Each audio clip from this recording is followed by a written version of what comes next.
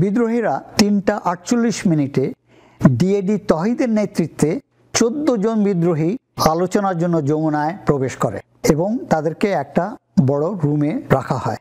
আমি আমার এডিসিকে বললাম যে দেখো তো এদের মধ্যে নেতাকে, তাকে ডেকে নিয়ে আসো। এডিসি জুনায়েদ ডিএডি তহিদকে ডেকে নিয়ে আসলো। আর আমি ওকে দেখেই বললাম, আপনি আমাকে চেনেন? সে উত্তর দিল, হ্যাঁ স্যার, আপনি সেনাপ্রধান। আই সেড, আপনার কাছে আমার প্রশ্ন, কি হয়েছে পিলখানায়? কতজন অফিসারকে হত্যা করা হয়েছে এবং এখন কি অবস্থা? তিনি প্রতি উত্তরে বললেন যে সকাল 9টায় আমাকে এই বিদ্রোহীরা একটা রুমে তালা মেরে রেখে দিয়েছে, এখন আসার সময় তালা খুলে আমাকে নিয়ে আসছে, আমি কিছুই জানি না। এটা সম্পূর্ণ মিথ্যা।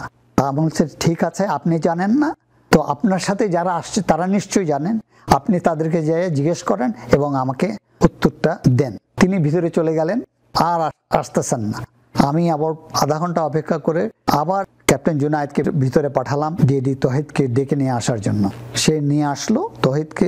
আমি জিজ্ঞেস করলাম যে আপনি তো উত্তর দিলেন না, কি হয়েছে বলুন। তখন সে বললে, স্যার এরা সব জানে কিন্তু কোনো কথাই বলছে না, বলে সে কনফারেন্স রুমে চলে গেল।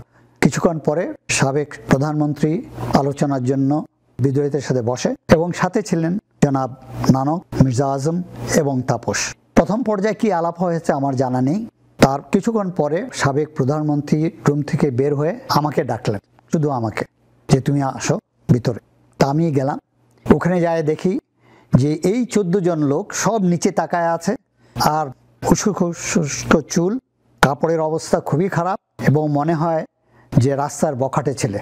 তাদের ডিমান্ড কি ছিল আমি জানি না, হয়তো প্রথম পর্যায়ে ওটা সাবেক প্রধানমন্ত্রীকে জানিয়েছেন, বাট এখন প্রধানমন্ত্রী বললেন যে, যেটা আমি শুনেছি, যে তোমরা অস্ত্র গোলা বারুদ সারেন্ডার করো এবং সবাই ব্যারাকে ফেরত চলে যাও। এবং পরে উনি সাধারণ ক্ষমা ঘোষণা করলেন।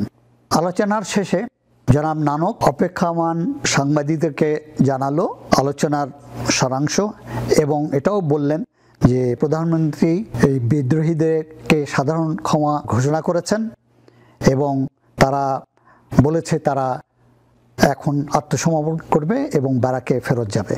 বিদ্রোহীরা 6:37 যমুনা ত্যাগ করে পিলখানার উদ্দেশ্যে যাত্রা শুরু করে। পিলখানা পৌঁছেই ঘোষণা দেয় যে যতক্ষণ পর্যন্ত সাধারণ ক্ষমার প্রজ্ঞাপন তাদের হাতে না আসবে ততক্ষণ পর্যন্ত তারা আত্মসমর্পণ করবে না। তারা পুনরায় গোলাগুলি শুরু করে এবং অফিসারদেরকে খুঁজতে থাকে।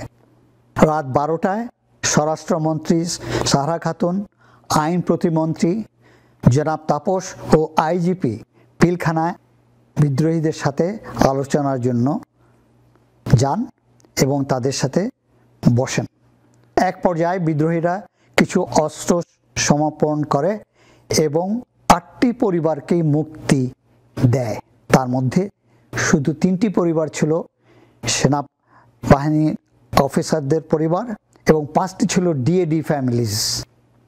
স্বরাষ্ট্রমন্ত্রী সাহারা খাতুন জানতেন যে অফিসার্স এবং ফ্যামিলিদেরকে কোয়ার্টার গার্ডে বন্দি করে রাখা হয়েছে, কিন্তু তিনি তাদের মুক্তির ব্যাপারে কোনো উদ্যোগ নেননি এবং তাদের সম্বন্ধে খোঁজ খবরও নেননি।